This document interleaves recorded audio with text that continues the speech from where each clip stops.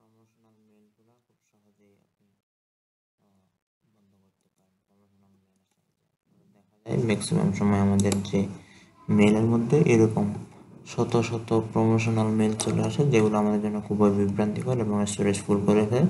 So ওগুলা কীভাবে আসা বন্ধ করবো এবং স্টোরেজ কীভাবে খালি করবো আজকে সেটাই দেখাবো।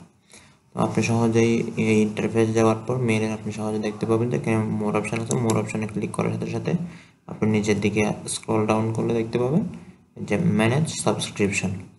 ম্যানেজ সাবস্ক্রিপশনে ক্লিক করলে আপনি যে আপনার অজান্তে অনেকগুলা ওয়েবসাইট বা বিভিন্ন পেজের মধ্যে যে সাবস্ক্রিপশন দিয়েছেন এগুলো অটোমেটিক এখানে দেখাবে। এরপর আপনি কী করবেন, খুব সুন্দর করে এখান থেকে একটা একটা ধরে ধরে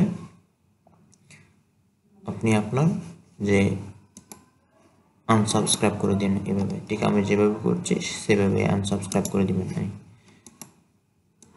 এই যে আমি আনসাবস্ক্রাইব করে দিলাম। এরপর থেকে এইভাবে সব করে দেবেন। এখন তো শুধু আনসাবস্ক্রাইব করলেন, কিন্তু এরপরে কি করবেন, এরপরে তো কিছু কাজ থাকে, এটা করলে তো হবে না। আপনার যে প্রমোশনাল মেলগুলো ওগুলো কীভাবে ডিলিট করবেন, আপনি যে উপরে দেখতে পাবেন এখানে প্রমোশনাল মেল নামে একটা অপশান আছে। আসার পর দেখেন এখানে অনেকগুলো মেল, যেগুলো আপনার কোনো দরকার নাই। এরকম মেলগুলো আপনি সুন্দর করে এখানে ক্লিক করলে সবগুলো একসাথে হয়ে যাবে। আর যদি একটা একটা চান আপনি একটা একটা দিতে পারেন। তো সেক্ষেত্রে এগুলো ডিলিট করে দিলে আপনার স্টোরেজ খালি হয়ে যাবে। ব্যাস চলে গেল।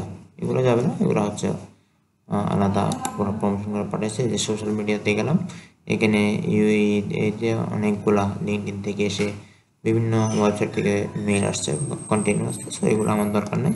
আমি জাস্ট কী করবো, সবগুলো সিলেক্ট করে এই যে ডিলিট অপশানে ক্লিক করলে সবগুলো ডিলিট হয়ে যাবে অটোমেটিক্যালি, আমার স্টোরেজ খালি হয়ে যাবে।